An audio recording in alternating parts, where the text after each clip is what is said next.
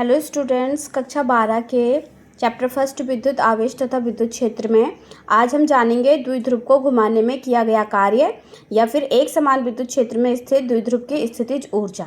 ठीक है, जो द्विध्रुव हमारा एक समान विद्युत क्षेत्र में रखा होता है, ठीक है, तो हमने इसकी स्थितियां जानी थी कि जब इसको लंबवत रखा जाता है या फिर जो विद्युत क्षेत्र है उसके समांतर रखा जाता है तो इस पर एक बल कार्य करता है जिसको हम टॉर्क कहते थे।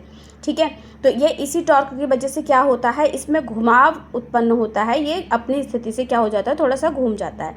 ठीक है, तो इसको घुमाने में जो कार्य हुआ है आज हम उसका व्यंजक निकालेंगे और ये जो कार्य है यही इसके अंदर इसकी स्थितिज ऊर्जा के रूप में क्या होता है, संचित होता है। ठीक है, तो देखिए क्या है, यहाँ पर से हमारे पास में क्या है, ये हमारा विद्युत द्विध्रुव है।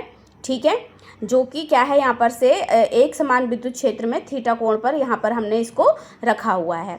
ठीक है, अब टॉर्क के कारण ये क्या होता है, अपनी इस स्थिति से क्या हो जाता है, ये थोड़ा सा घूम जाता है। ठीक है, यानी कि अभी ये एंगल थीटा 1 पर था, ये क्या हो जाएगा, थीटा 2 पर आ जाता है। ठीक है, तो ये जितना एंगल से इस पे क्या हुआ है, इस पे घुमाव हुआ है वो एंगल क्या हो जाएगा, हम डी थीटा मान लेंगे। ठीक है, तो यहाँ पर इसको इस स्थिति से इस स्थिति में लाने पे कितना वर्क डन हुआ है या इसके अंदर कितनी स्थितिज ऊर्जा है उसका व्यंजक यहाँ पर क्या करेंगे, हम ज्ञात करेंगे।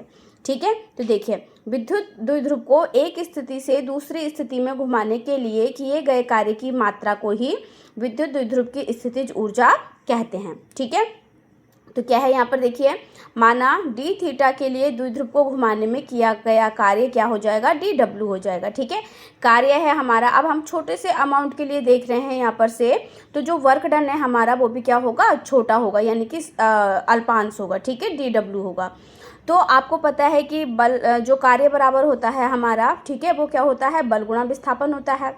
ठीक है, अब यहाँ पर जो फोर्स है वो टाउ होता है, टॉर्क होता है, हमने पढ़ा है पहले वीडियो में। ठीक है, और यहाँ पर जो डिस्प्लेसमेंट हुई है, यानी कि ये जो घूमा है थीटा 1 से थीटा 2 पे, तो जो डिस्प्लेसमेंट है वो कितनी हुई है, डी थीटा हुई है। ठीक है, तो हम यहाँ पर से क्या करेंगे, हमारा स्मॉल वर्क डन निकालेंगे अपने स्मॉल डी थीटा के लिए। ठीक है, फिर इसका इंटीग्रेशन करके हम क्या कर सकते हैं, पूरा जो वर्क डन हुआ है विद्युत द्विध्रुव को घुमाने में वो ज्ञात कर सकते हैं। ठीक है, तो यहाँ तक समझ में आया होगा कि जो हमारा स्मॉल वर्क डन है उसमें क्या हुआ है, ये लगा है बल और ये हुआ है इसका विस्थापन। ठीक है, अब हमने टॉर्क का फॉर्मूला पढ़ा था कि टॉर्क का व्यंजक हमारा क्या निकला था, पीई साइन थीटा निकला था। ठीक है, तो यहाँ पर से टॉर्क की जो वैल्यू है वो पीई साइन थीटा रख ली है और ये डी थीटा हमारा ऐसा ही रहेगा।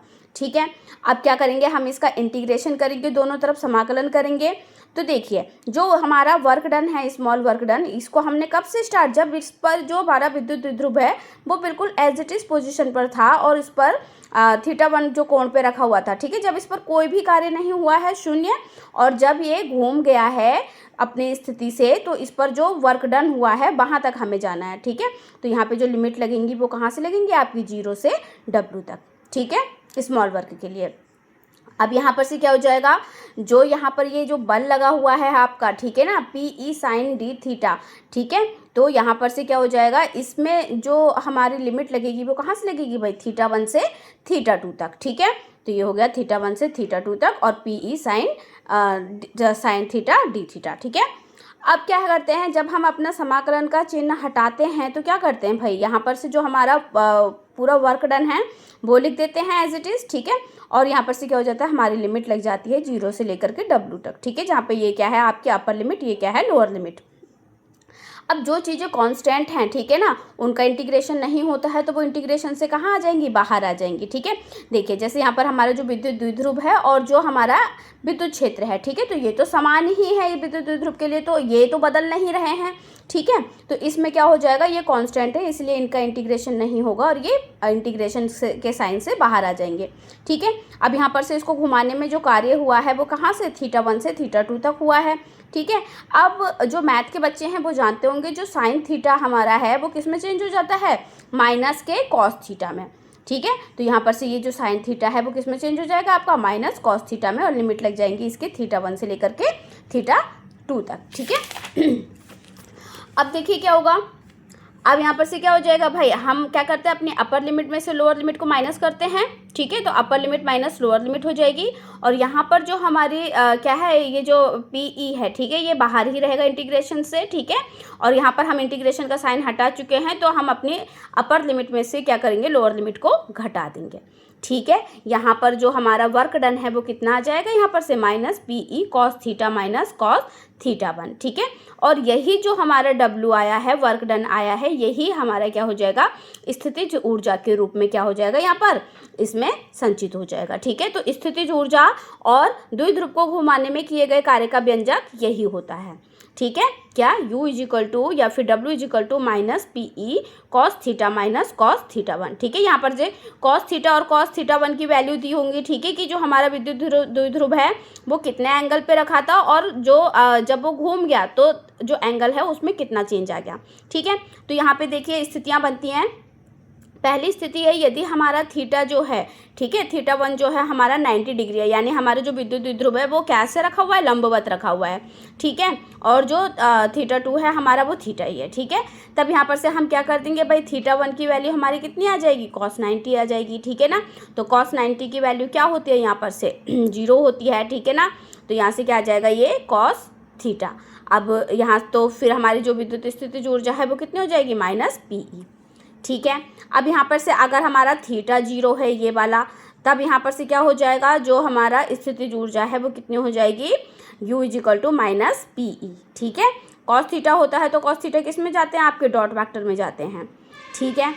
अब यहाँ पर से क्या होगा, देखिए यदि हमारा थीटा क्या है, 180 डिग्री है। 180 डिग्री कब होता है हमारा थीटा, जब हमारा विद्युत द्विध्रुव क्या रखा होता है, एंटी पैरेलल पोजीशन में रखा होता है, यानी कि जो हमारा विद्युत क्षेत्र है, एक समान विद्युत क्षेत्र, उसकी विपरीत दिशा में रखा हो, ठीक है। तब यहाँ पर जो थीटा है आपका 180 डिग्री बनेगा, और यहाँ पर से क्या हो जाएगा, 180 की डिग्री भी -1 होती है, तब यहाँ पर तो जो स्थितिज ऊर्जा है वो कितनी होगी, पी, और यहाँ पर देखिए ये माइनस से माइनस कट गया, तो यहाँ पर जो स्थितिज ऊर्जा है वो हमें धनात्मक मिल रही है, ठीक है।